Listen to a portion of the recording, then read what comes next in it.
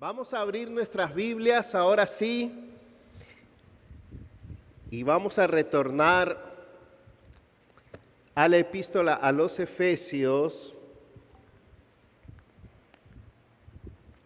Permítame acomodar todo por aquí a ver cómo hacemos. Ok.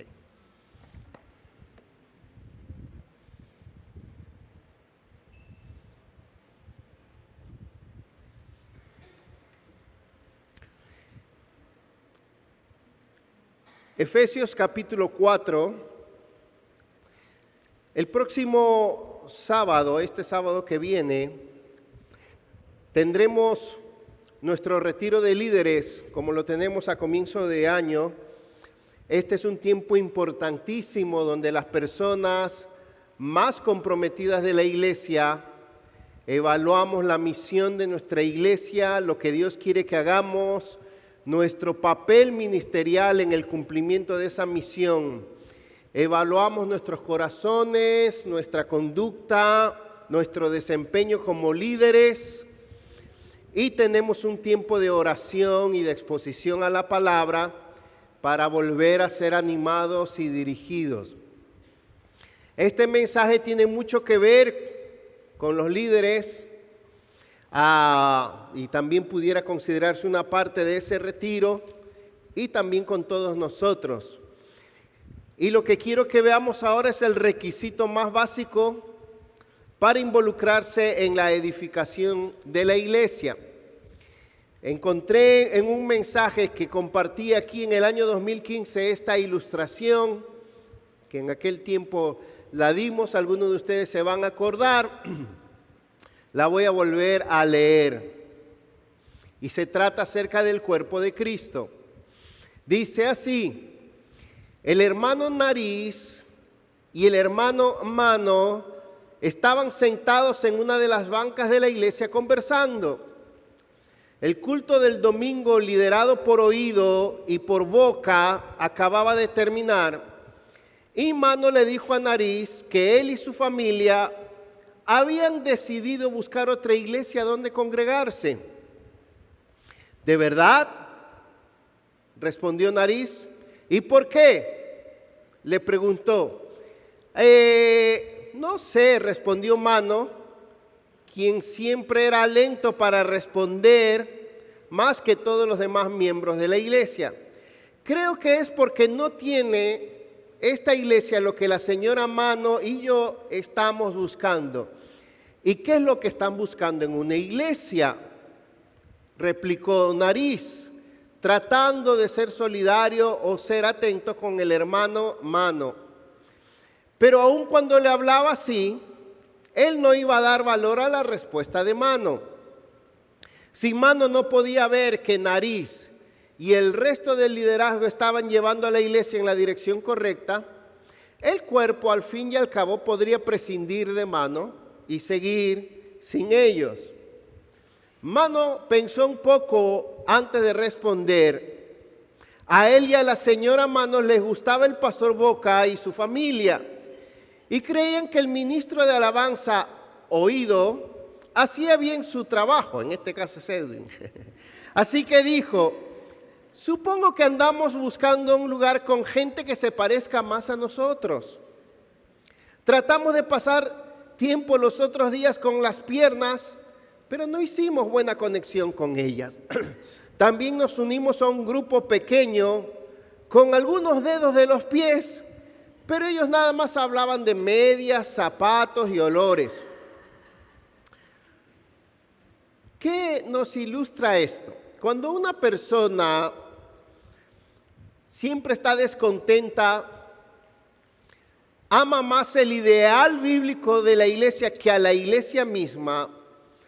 Cuando una persona siempre le encuentra los problemas en los otros y no en él, y siempre encuentra impedimentos a la obra del Señor, o siempre ve lo negativo, o siempre tiene excusas para no involucrarse en la iglesia, ¿el problema estará en los demás o en él?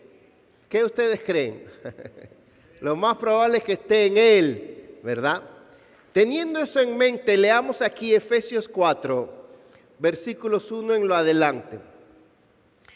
Yo pues, prisionero del Señor, os ruego que viváis de una manera digna de la vocación con que habéis sido llamados. Versículo 2. Con toda humildad y mansedumbre, con paciencia, soportándoos unos a otros en amor, esforzándoos por preservar la unidad del Espíritu en el vínculo de la paz. Hay un solo cuerpo y un solo Espíritu, así como también vosotros fuisteis llamados en una misma esperanza de vuestra vocación. Un solo Señor, una sola fe, un solo bautismo, un solo Dios y Padre de todos, que está sobre todos, por todos y en todos. Pero a cada uno de nosotros se nos ha concedido la gracia conforme a la medida del don de Cristo. Por tanto dice, cuando ascendió a lo alto, llevó cautivo una hueste de cautivos y dio dones a los hombres. Esta expresión, ascendió, ¿qué significa sino que Él también había descendido a las profundidades de la tierra? El que descendió es también el mismo que ascendió mucho más arriba de todos los cielos para llenarlo todo. Y Él dio a algunos el ser apóstoles, a otros profetas, a otros evangelistas, a otros pastores y maestros, a fin de capacitar a los santos para la obra del ministerio, para la edificación del cuerpo de Cristo, hasta que todos lleguemos a la unidad de la fe y del conocimiento pleno del Hijo de Dios, a la condición de un hombre maduro, a la medida de la estatura de la plenitud de Cristo, para que ya no seamos niños sacudidos por las olas y llevados de aquí para allá por todo viento de doctrina, por la astucia de los hombres, por las artimañas engañosas del error, sino que, hablando la verdad en amor, crezcamos en todos los aspectos en aquel que es la cabeza, es decir, Cristo, de quien todo el cuerpo, estando bien ajustado y unido por la cohesión que las coyunturas proveen y conforme al funcionamiento adecuado de cada miembro, produce el crecimiento del cuerpo para su propia edificación en amor. Amén. Qué rico, qué abundante, qué glorioso. Oremos, Padre, háblanos. Habla a nuestro corazón, que tu Espíritu Santo hable a nuestro corazón, que tu Espíritu Santo mande luz, mande fuego, mande poder y haga que tu palabra sea viva, eficaz, cortante y transformadora. Desde el más pequeño aquí hasta el más grande, transforma nuestro entendimiento, nuestra voluntad, nuestros deseos, nuestros propósitos, nuestros afectos y nuestra vida. En el nombre de Cristo Jesús, amén. Amén. Bueno, Efesios, no voy a compartir los primeros versículos que ya los compartió muy bien el pastor Jeremías. Primero quiero dar una perspectiva de nuevo, un vuelo de helicóptero, sobrevolar de nuevo. ¿Dónde estamos? Después de llegar a la cima, de manera progresiva, de la revelación de lo que tenemos en Cristo y lo que somos en Cristo para poder disfrutar de toda la plenitud de Dios, Pablo nos acaba de mostrar en los primeros 3 capítulos, primero lo segura, perfecta y plena que es nuestra redención. Y creo que les dije antes que para mí el encabezado de toda la epístola es el capítulo 1, versículo 3, por lo menos de toda la primera parte de la epístola. Bendito sea el Dios y Padre de nuestro Señor Jesucristo, que nos bendijo con toda bendición espiritual en los lugares celestiales en Cristo. De eso trata todos los 3 capítulos. Primero, lo segura, perfecta y plena que es nuestra redención. Segundo, capítulo 1, desde el versículo 15 hasta el final, cómo podemos ser capacitados espiritualmente para ver la gloria, las riquezas y el poder que tenemos en Dios.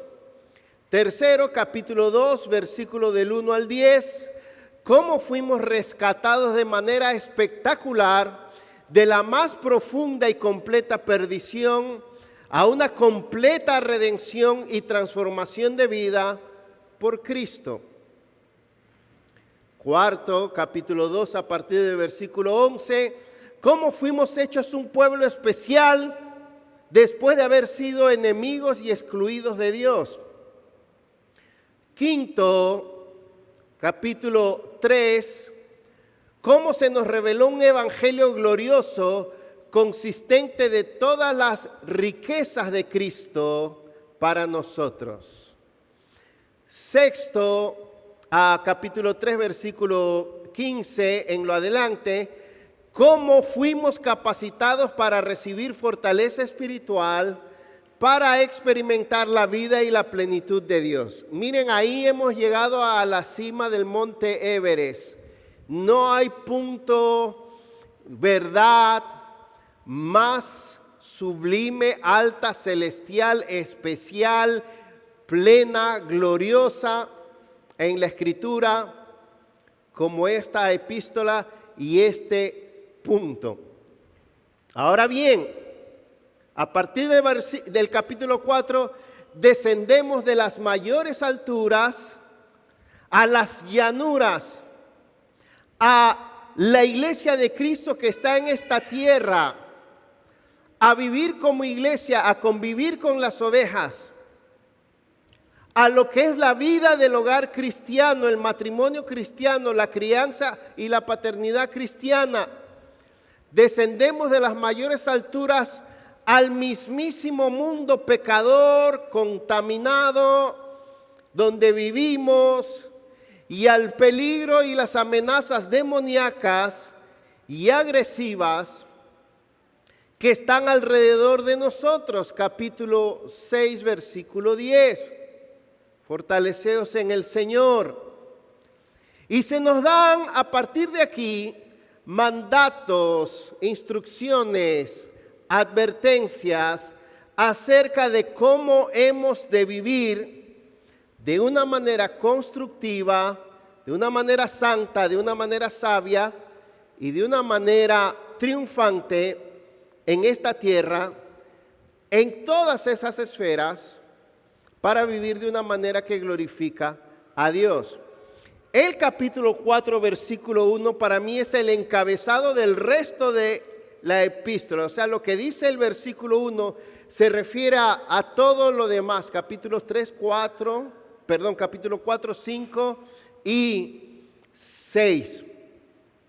Si recorremos en orden el descenso en cuanto a cómo hemos de vivir como cristianos, primero se nos enseña cómo hemos de vivir en la iglesia y con qué propósito estamos ahí o somos la iglesia.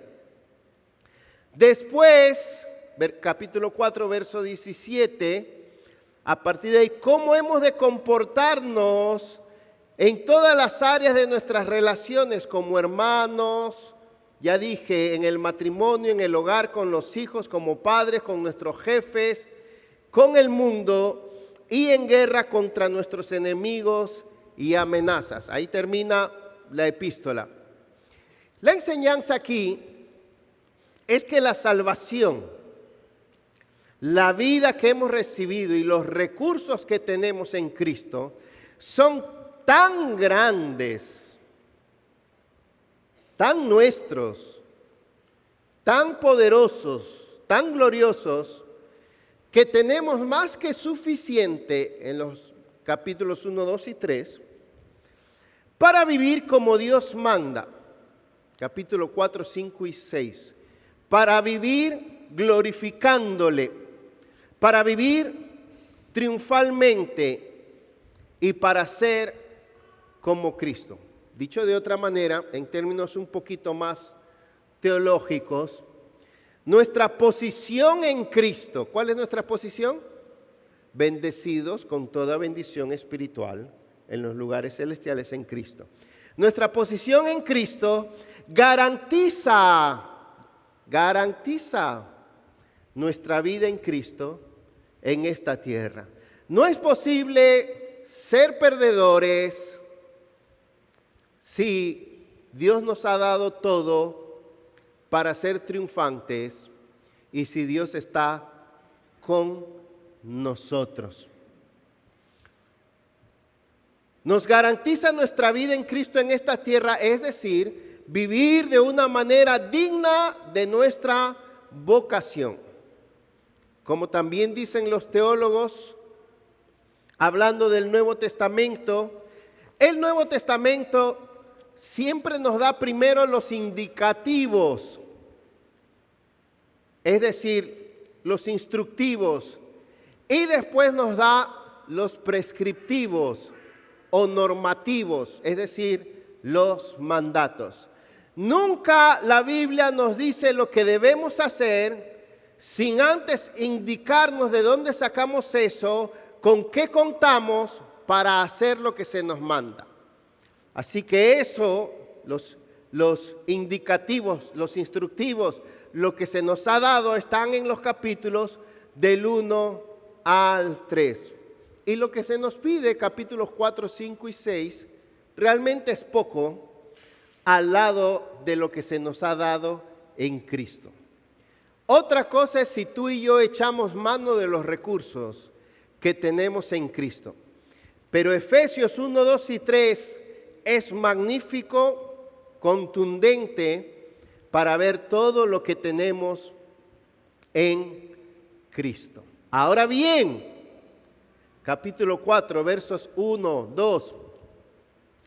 De una lista muy larga de mandatos y virtudes con que se nos manda vivir en esta tierra, miren cuáles son las primeras en esta lista de mandato.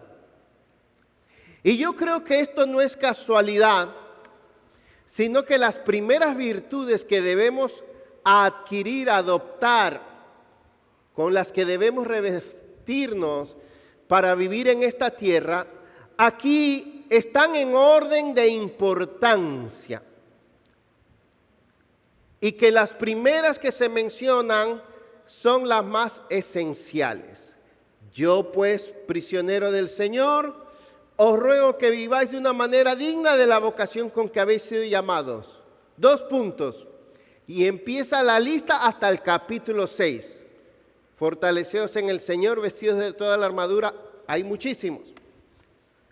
Pero ¿qué es lo primero que menciona? Con toda humildad y mansedumbre, con paciencia, soportándonos unos a otros en amor. Y después comienza a hablar de la unidad. Así que yo creo que el versículo 2 también se aplica a todo el resto de la epístola.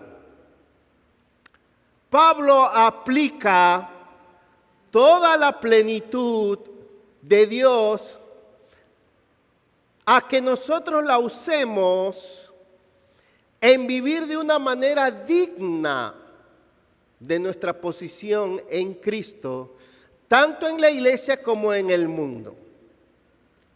Voy a decirlo de nuevo. A mí me encanta el capítulo 3, pero ¿cómo canaliza esa plenitud que tenemos? Y ahí es donde no me gusta el capítulo 4. En humildad, en mansedumbre, en paciencia, en amor. No dice para que seáis llenos de toda la plenitud de Dios. Y después de eso dice, así que ahora adoren y pásensela orando y cantando. Y que nadie los saque del monasterio oasis. No dice eso. Comienza a hablar de cosas muy prácticas y de virtudes muy horizontales. Y prácticas quiere decir que Dios está mirando cómo hemos de vivir en esta tierra, cómo hemos de vivir con los demás. ¿Cuál es el mensaje? ¿Cuál es la lección aquí? Yo diría que el mensaje para nosotros es el siguiente. La iglesia cristiana Oasis necesita comprometerse a revestirse de humildad para que verdaderamente viva en unidad, acepte ser edificada, se disponga a servir y participe efectivamente en la edificación del cuerpo de Cristo. Es decir, que de los muchos mandatos que hay aquí, hoy solo quiero hablar de uno solo. Este es como el elefante y el que solo sabe hablar, ¿cómo es? De la serpiente, de las culebras, y agarra la cola del elefante y solo ahí se queda. Voy a repetirlo. La iglesia cristiana Oasis necesita comprometerse en revestirse de humildad para que verdaderamente viva en unidad, acepte ser edificada, se disponga a servir y participe efectivamente en la edificación del cuerpo. Porque me inquieta que de todas las cualidades, rasgos, mandatos y virtudes de un verdadero creyente, empiece por ahí. Mi tesis es, junto con otros teólogos que he consultado, la virtud más característica y necesaria en la conducta del creyente es la humildad. Y eso quiero resaltar en esta mañana. No sé hasta dónde vamos a llegar, pero con el primer punto me voy a dar por contento. La humildad es la característica más necesaria y esencial para participar activamente en la edificación del cuerpo de Cristo y para vivir de una manera que glorifica a Dios. ¿Se está viendo todavía o se fue la imagen? ¿Está ahí? A ver. ¿Pero qué es la humildad? No voy a leer todo lo que está ahí, pero es una palabrita griega, tapeinofrosune. Está compuesta de dos palabras, muy rara. Bajo, humilde, principalmente en tu mente, es decir, en el concepto que tienes en tu mente de ti mismo. Una moderación regulada por la perspectiva interna de tu corazón. Una pequeñez de orgullo humano, te falta orgullo. Una mentalidad en que uno tiene una baja opinión de uno mismo. Un sentido profundo de lo realmente poco o nada que uno es. Te tengo esa noticia. Tú eres nada. Y yo también. Sin Dios. No puede ser, no puede ser. Nada. A ver, vamos a tratar de demostrar eso. La humildad comienza cuando uno adquiere una comprensión de la gracia de Dios, de los méritos de Cristo y de la bajeza, la pecaminosidad y la inutilidad de la naturaleza humana ante Dios. Ante Dios. A Primera de Corintios capítulo 4, este pasaje, sí lo voy a leer. Miren cómo dice.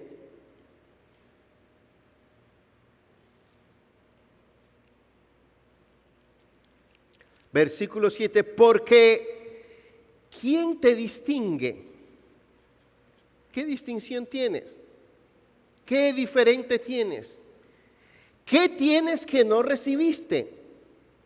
Y si lo recibiste, ¿por qué te jactas como si no lo hubieras recibido? Ya con eso nos mata. ¿Qué nos está diciendo ahí? Todo lo que tienes, todo lo que haces, todo lo que eres, te lo dio Dios. Es por Él, es regalo de Él, se lo debes a Él. Nada es por ti mismo ni de ti mismo. Así que la humildad nos lleva a entender que dependemos totalmente de Dios, que nada es nuestro, que realmente somos nada, no tenemos nada, no merecemos nada. Y si hay algo bueno en nosotros, o si algo bueno sucede en nosotros, todo se lo debemos a Dios. Hasta la respiración, la vida, la salud, los cabellos, negros o blancos, y todo se lo debemos a Dios. Absolutamente todo. Lo contrario a la humildad es el orgullo. Miren este pasaje, qué hermoso, el Salmo 131. Jehová, no se ha envanecido mi corazón, ni mis ojos se enaltecieron, ni anduve en grandezas, ni en cosas demasiado sublimes para mí. En verdad me he comportado y he callado mi alma. Como un niño destetado de su madre, como un niño destetado está mi alma. Espera, oh Israel, en Jehová desde ahora y para siempre. Está diciendo, un bebé lo único que quiere es leche y depende de su madre para la leche, para vivir, y después que se sacia de la madre, no pide más nada. Un bebé de pecho, después que mama el pecho, no dice, préndanme la televisión ahora, por favor, y tráiganme un cafecito. Tengo que salir, y ahora esto, y ahora lo otro. Nada. Solo el sustento de su madre, y no anhela ni aspira a más nada. Y el salmista lo aplica, espera de esa manera. Israel en Jehová. La humildad es lo contrario al orgullo. El orgullo es levantarse, rebelarse, envanecerse, creerse alguien, creerse demasiado. En un libro llamado Del orgullo a la humildad, el autor dice que el orgullo es tener la mente puesta en ti mismo, tener la mente de un amo más que de un siervo, enfocarse en autoservirse, búsqueda de reconocimiento y exaltación, deseo de controlar todas las cosas siempre para nuestro beneficio. ¡Wow! Pero ahí está describiendo a Álvaro Rodríguez, mi nombre, mi apellido, mi cédula, mi familia, mi origen, mi raza, mis propósitos. Cabalmente, esa es la naturaleza humana. Por eso la Biblia nos muestra que el orgullo es un pecado base de todos los demás pecados. Porque es yo quiero, yo soy y yo hago, y yo y yo. Y la humildad desplaza el yo, aniquila el yo, pulveriza el yo. Ahora bien, vamos al fondo. ¿Qué importancia le da la Biblia a la humildad? ¿Será así de grande? Voy a leer algunos versículos y si usted quiere leerlos o anotarlos. Primera de Pedro capítulo 5, versículo 5 dice, y todos revestidos de humildad en vuestro trato mutuo, porque Dios resiste a los soberbios y da gracia a los humildes. Lo que no me gusta de este versículo es que o eres humilde o eres orgulloso. Un autor dice, solo existen dos tipos de personas: los orgullosos que se creen humildes y los humildes que saben que son orgullosos. No hay más. Así que o es humildad o es orgullo. Colosenses 3, si está tomando nota, versículo 12, dice, entonces, como escogidos de Dios, santos y amados, revestíos de compasión, bondad, humildad, mansedumbre y paciencia. siempre va en los encabezados de los mandatos de Dios. Filipenses capítulo 2. Si hay, versículo 1, si hay algún estímulo en Cristo, si algún consuelo de amor, si alguna comunión del Espíritu, si algún afecto y compasión, completad mi gozo siendo del mismo sentir, conservando el mismo amor, unidos en espíritu y dedicados a un mismo propósito. Nada hagáis por egoísmo. Wow, ahí se llevó a la mitad de la iglesia, o no sé, casi toda. O por vanagloria, ahí se llevó a la otra mitad. Sino con actitud humilde, con humildad. Cada uno de vosotros considere al otro como más importante que a sí mismo. Miren qué definición de humildad. Con actitud humilde, consideren al otro como más importante que a sí mismo. No buscando cada uno sus propios intereses, sino más bien los intereses de los demás. ¿Qué amenaza? Esto es peligroso, esto va contra mí, todo esto es contra mí, contra yo. Y pueden haber muchos otros pasajes. Pero bien, quiero aplicar de manera particular el mandato de Pedro con toda humildad en el mismo capítulo 4 de Efesios. Y quiero decir varias cosas. Si no se han dado cuenta, este sermón es temático y es aplicativo, bastante práctico. Vamos entonces, quiero ver por lo menos 12 o 13 cosas importantes de la humildad. Número 1, la humildad es una de las características que más refleja a Cristo.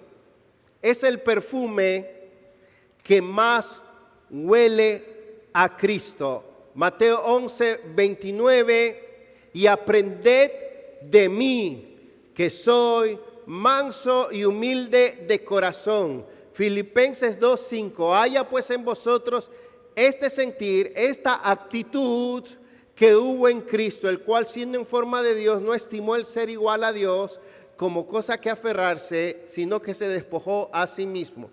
No se puede ser como Cristo sin revestirse de humildad. La humildad en la vida de Cristo en esta tierra fue su rasgo más notorio. La humildad fue lo que le hizo a él hacer lo que hizo, venir al mundo a morir por nosotros. ¿Quiere una imagen bonita suya? ¿Quiere parecerse a Cristo? Sea humilde, revístase de humildad. Lo más monstruoso, feo, ugly, de semejante a Cristo es ser orgulloso, ser envanecido, ser prepotente, ser arrogante. No hay mayor fealdad que esa en el carácter, porque es lo más diferente a Cristo. Número 2, la humildad es la característica que más se necesita horizontalmente para vivir en esta tierra, para convivir con otros, para vivir como iglesia, para ser el cuerpo de Cristo. Lo acabamos de leer en Efesios 4. Hermanos, no hay forma de relacionarnos como hermanos, no hay forma de relacionarnos en amor, no hay forma de relacionarnos adecuadamente, no hay forma de vivir en unidad y en compañerismo y afectuosamente sin humildad. Porque sin humildad todo te va a doler, todo te va a molestar, todo va a ser yo, tú vas a ser siempre primero. Y no hay forma de vivir ni con tu espejo, ni siquiera con tu pareja, lleno de orgullo, prepotencia, egoísmo, egocentrismo, creencia, ni nada de eso. No hay forma. Si tú vives con tu pareja con tus hijos, si tú buscas amigos, si tú buscas hermanos que solo hagan lo que a ti te complace y lo que a ti te gusta, bueno, el día que hagan lo que no te gusta, te vas a quedar solo. Indispensable la humildad, aún para amarnos, porque dice 1 Corintios 13 que el amor no es orgulloso, no es arrogante, es humilde. La humildad es esencial para vivir como miembros los unos de los otros, para corregirnos, para hablarnos. ¿Cuántas veces ha oído? No lo soporto, no le tengo paciencia, no la aguanto. Una sobredosis necesitas de humildad para ver la paja en el prójimo adecuadamente. Sin humildad vas a ver la viga en el prójimo y en ti una pajita. No, sí, yo sé, pero lo mío es una pajita. Tercero, la humildad es lo más contrario a nuestra naturaleza humana pecaminosa y por eso es uno de los mayores rasgos de piedad y espiritualidad. Es una de las mayores características. ¿Quién es alguien espiritual? Alguien que es menos yo, menos él. Juan el Bautista dijo: es necesario que él crezca, pero que yo mengüe. O él o yo. Humildad es menos yo, menos yo, menos yo. A mí me da, como los teólogos aquí dicen, tiriquito, escalofrío, me rechinan los dientes, me retiñen los oídos. Cuando estás con una persona y en 5 minutos te ha dicho 20 veces yo. No porque yo, no porque yo, no porque yo, no porque yo. Lo único de lo que está enamorado, lo único que le fascina, lo único importante, de lo único que tiene que hablar, lo único valioso es su yo.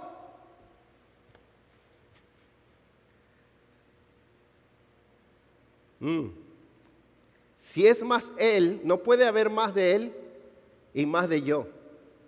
O él o yo. ¿Cuántos dicen amén?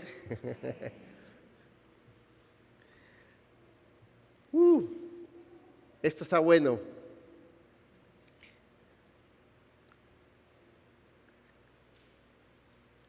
Entonces, hermanos, por naturaleza, no hay nadie más importante que nosotros y no hay nada más importante que satisfacernos a nosotros.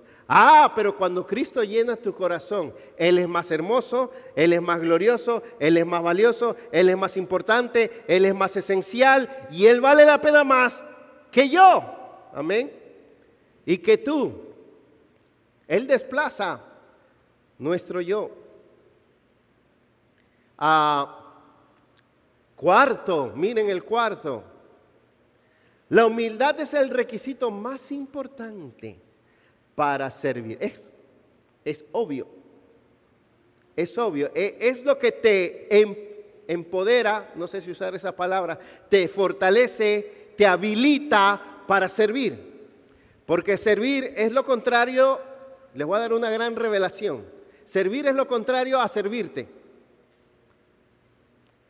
Es hacer algo no por ti, ni para ti, sino para otros y por otros, de corazón, por el bien de otros, sin esperar nada, sin en el fondo buscar nada, porque a veces se usa el servicio hasta para yo tener recompensa, corona, reconocimiento, que me llamen aquí.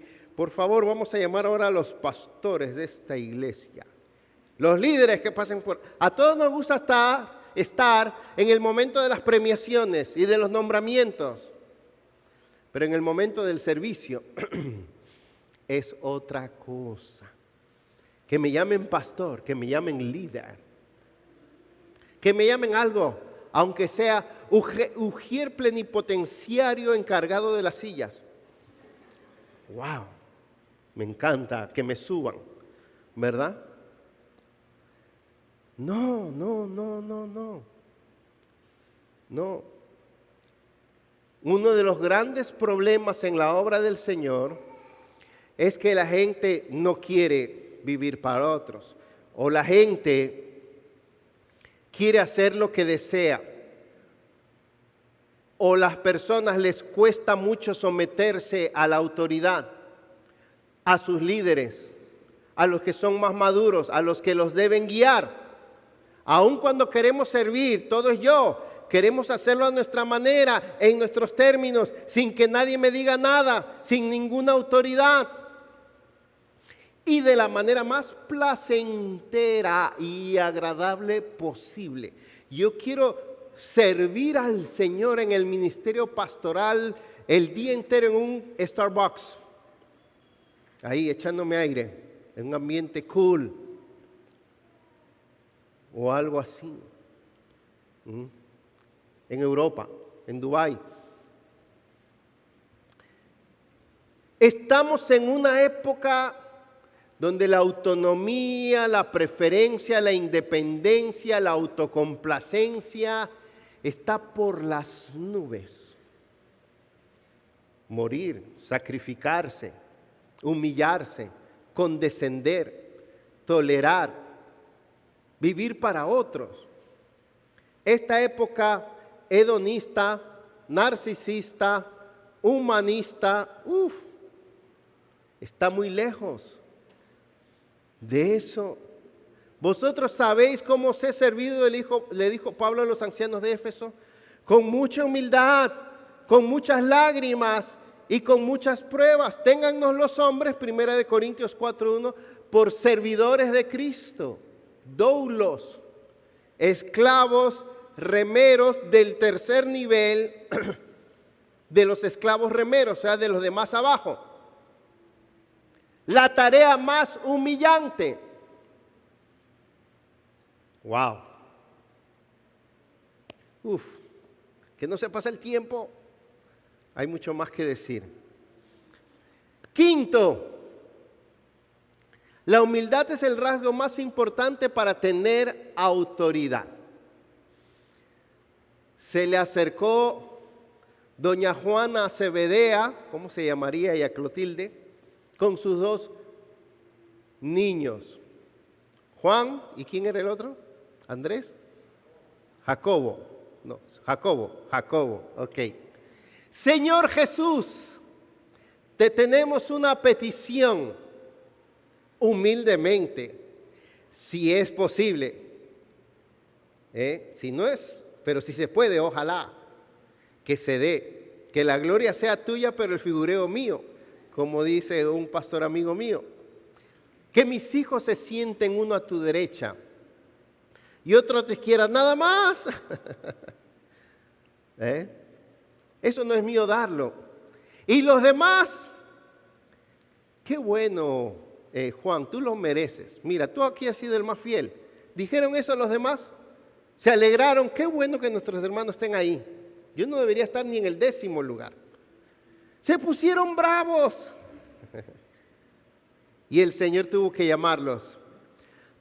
Y con la mansedumbre que le caracteriza al Señor, que ninguno de nosotros la tenemos, al menos yo no. En buen dominicano, ¿qué le hubiera dicho el Señor? Par de no sé qué. Espérense. Eso en el mundo, los gobernantes son servidos y son exaltados. Mas con ustedes no será así, sino que el mayor será el servidor de todos los demás, el que esté más abajo.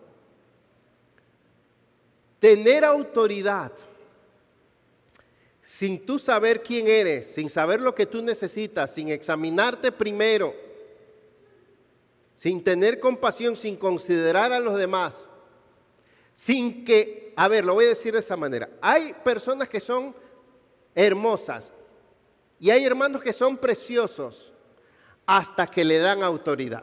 Ahí se vuelven monstruos, porque la autoridad se nos sube a la cabeza. Nos envanecemos, me hace daño, nos mareamos nos embriagamos en la sensación de tener nombre, posición, prestigio, poder, facultades, recursos, marea a la naturaleza humana. Y yo he visto personas y hermanos que mientras eran discípulos, discipulitos, era una cosa hermosa. Y cuando los ponen en posiciones de liderazgo, porque no estábamos preparados. Es mejor, hermano, que el Señor no te use, no te dé nada, no te ponga en ninguna posición para que no te dañes. En vez de tú escalar a grandezas y destruirte. Sexto, la humildad es la actitud más importante para aprender, crecer y cambiar. Efesios 4 habla de eso. Ser edificados. Hay que buscar estar unidos. Hay que buscar los dones que Cristo le ha dado a su iglesia, a las personas más dotadas. Yo tengo que reconocer que hay personas con una gracia, con una sabiduría, con una piedad, con una madurez, que son mis papás, que son mis maestros, que tengo que aprender de ellos, que tengo que sentarme a sus pies. Yo ahora, hasta el día de hoy, yo solo tengo 33 años en el pastorado, pero mi esposa es testigo cuánto llamo a otros pastores para que me enseñen. Y cuando los oigo, wow, digo, gracias Señor por estos hombres. Gracias por aprender de otros.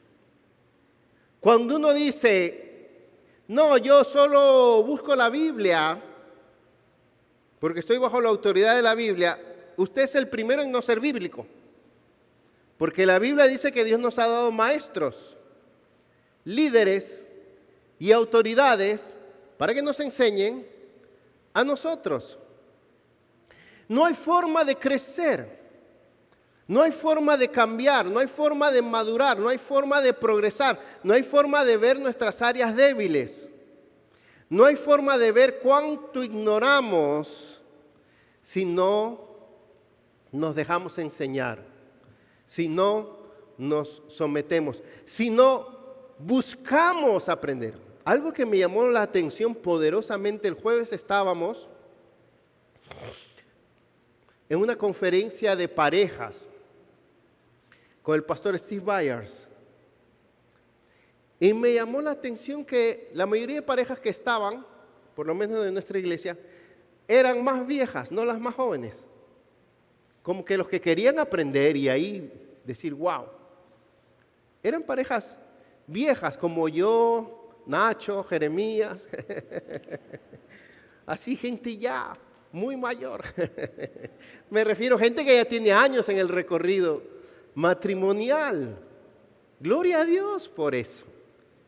Y inclusive preguntaron si habían parejas de más de 40 años de casado y estaban ahí aprendiendo, creciendo.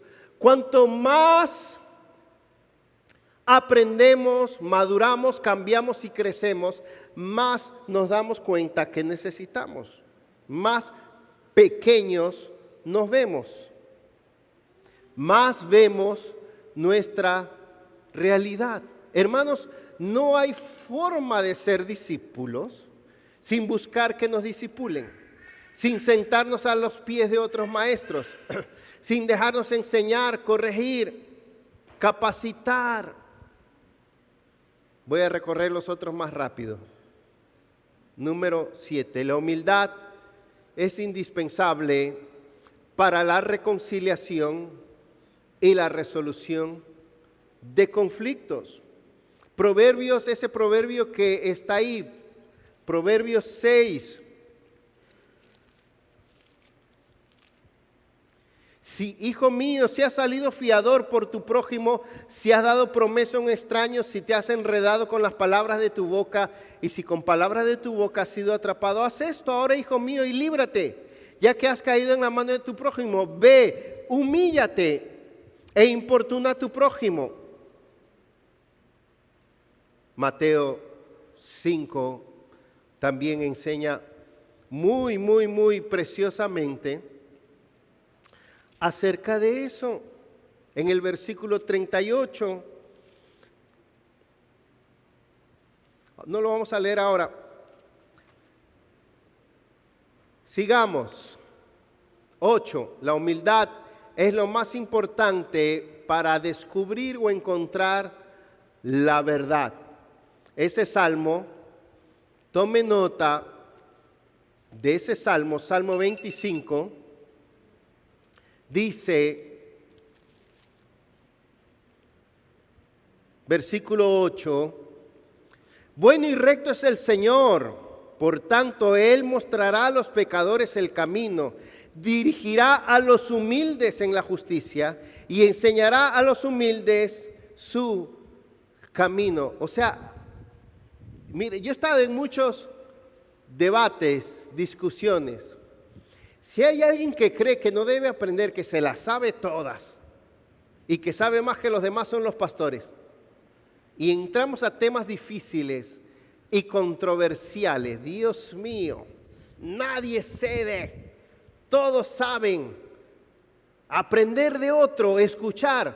Mira, yo creo esto en cuanto a este punto, pero déjame escucharte. Nosotros a veces vivimos con una actitud como que nacimos sabiendo, es decir, nuestro raciocinio, lógica y preferencia es nuestra autoridad absoluta, no la palabra de Dios. Y viene alguien a hablarme de ese tema. No, espérate, no lo decimos así, pero mientras está hablando, yo ya sé, tú no tienes que enseñar. Ya, yo sé, no. Yo a mis hijos les bromeaba así. No, yo no aprendo, le dije, yo nací sabiendo. Yo no tengo que aprender, yo lo sé todo, les decía. Vivimos a veces así. La humildad es importantísima en nuestra manera de hablar. Miren eso. Para hablar con gracia, edificar y reflejar a Cristo. En el uso de la lengua, hay varios pecados de la lengua relacionados directamente con la falta de humildad. De la abundancia del corazón habla la boca, de la abundancia de falta de humildad o de la abundancia de orgullo habla la lengua. La Biblia nos habla de cuando hay que callar, cuando hay que ser discretos, cuando hay que ser prudentes, distinguir la diferencia entre convicción, creí por lo cual hablé, y opinión. Estaba hace unos días frente a un médico, una autoridad, seguro que tiene más de 30 años de ejercicio, y le pregunté de algo, o sea, una cosa que yo confío tremendamente en ese médico, y encima es creyente. Y me dijo, en ese punto me declaro ignorante. ¿Quién, si me hacen como pastor, me hacen una pregunta de teología, como médico una pregunta de salud o lo que tú seas, de algo tengo que decir? Algo sé, y ahí uno se bota, aunque tenga que aprender de Cantinflas a cantinflear. Pero este hermano me dijo, me declaro ignorante en eso. ¡Wow! No era la respuesta que yo quería que me dijera algo. Total, todos los médicos tienen algo que decir, igual que los pastores. Todos los pastores tienen siempre algo que opinar. Pero decirme declaro ignorante, wow, hay que ser muy humilde. ¿Dónde estamos? Punto 10. La humildad es muy necesaria en los mayores desafíos de la vida cristiana, como la persecución, la difamación, la murmuración contra uno, soportar adversidades, etc. Número 11. Hay que revestirse de humildad para esperar en Dios, para dejar que Él haga en muchas situaciones y en muchos momentos. En muchos momentos y situaciones, lo que se nos tiene que decir es, no hagas nada. No respondas nada. No puedes hacer nada. Gloria a Dios. Ah, y una más, no sé por qué no está ahí, pero anota 1 de Pedro 5:5. La humildad es lo más importante cuando eres joven. ¿Cuántos dicen amén? Cuando eres joven. Nosotros los jóvenes necesitamos eso. Domingo y yo, amén, no, de verdad. Igualmente vosotros jóvenes estad sujetos a los ancianos y todos sumisos unos a otros, revestidos de humildad. Cuando eres joven, tanto física como espiritualmente, tú no lo sabes todo, tú no lo has probado todo, tú no eres maestro de nada, tú eres joven.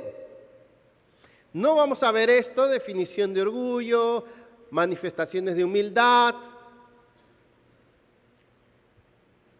¿Cómo saber si necesitas humildad? Apenas voy a mencionar 4 para dejarte con el apetito. Te quejas siempre o demasiado, te airas y reaccionas con facilidad, actúas como superior con imposición e intolerancia, no tienes gratitud, siempre estás descontento, criticas demasiado, estás demasiado satisfecho contigo mismo y con tus logros o dones, te criticas o minimizas demasiado, eres perfeccionista y muy exigente, hablas demasiado, como yo, eres demasiado independiente, haces propaganda y hablas mucho de ti mismo, eres muy sensible y no toleras las críticas, etcétera, etcétera. Hay más, también son 20 y pico, pero quiero concluir con esto. Vamos a Efesios, capítulo 4, verso 1.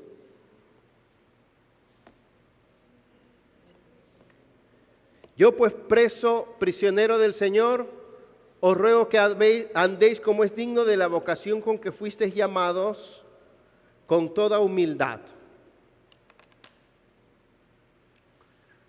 ¿Cómo lo hacemos? ¿De dónde sacamos esto? Les vuelvo a recordar Efesios 1:3.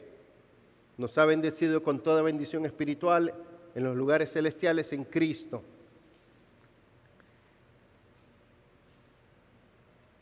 Dios ya nos ha dado a Cristo y en Él todas las cosas que pertenecen a la vida y a la piedad.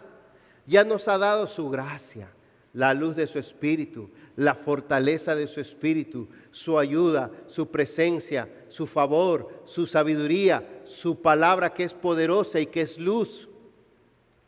Y por eso ahora nos pide que vivamos en obediencia y en piedad. Y si ya nos dio eso y ya nos lo pide, es porque Él nos ha dado lo suficiente y necesitamos volver a mirar lo que Él ya nos ha dado.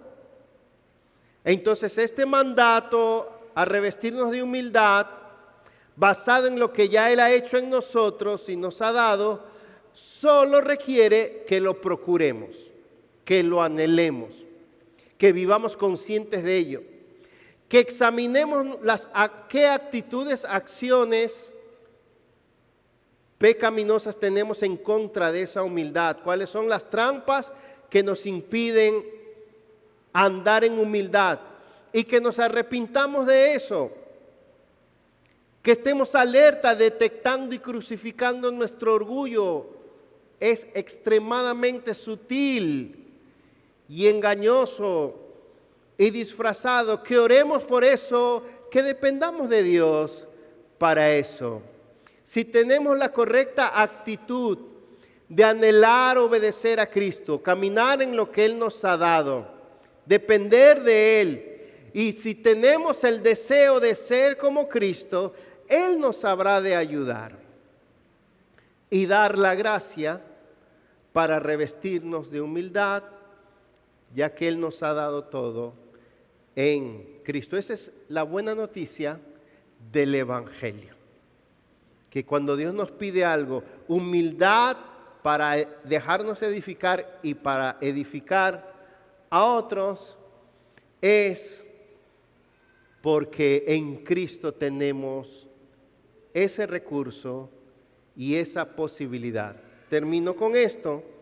Quizás en esta hora tenemos que pedirle a Dios que examine si nuestras actitudes, si la mentalidad con que hemos estado viviendo y la voluntad o propósito egocéntrico con que hemos estado viviendo ha minimizado, ha achicado, casi destruido la virtud de la humildad para ser edificados.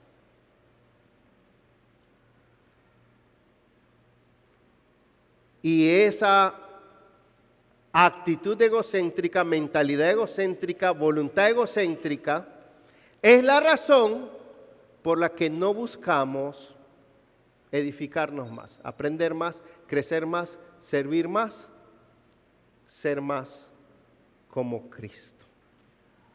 Oremos, ponte de pie.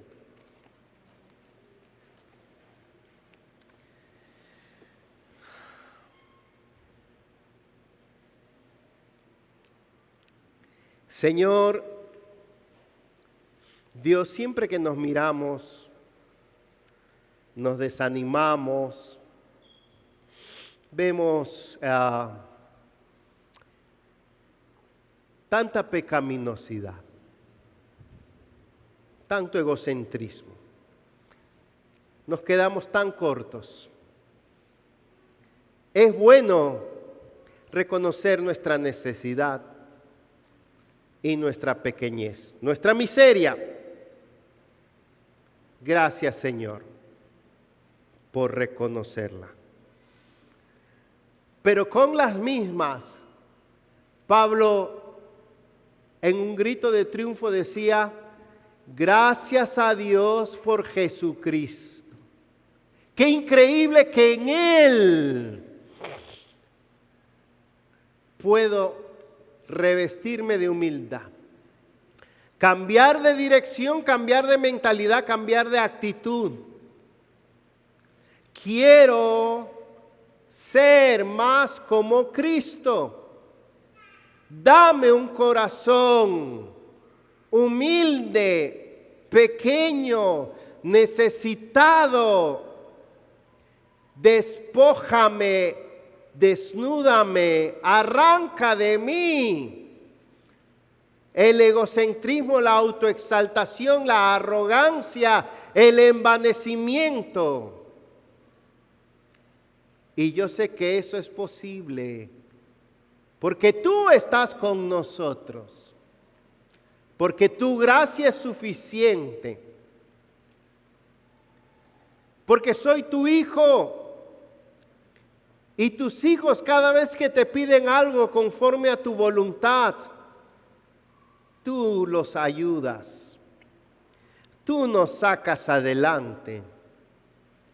A pesar de tener una temporada, quizás días y hasta años, caminando en orgullo, en terquedad, en envanecimiento, en dureza, hoy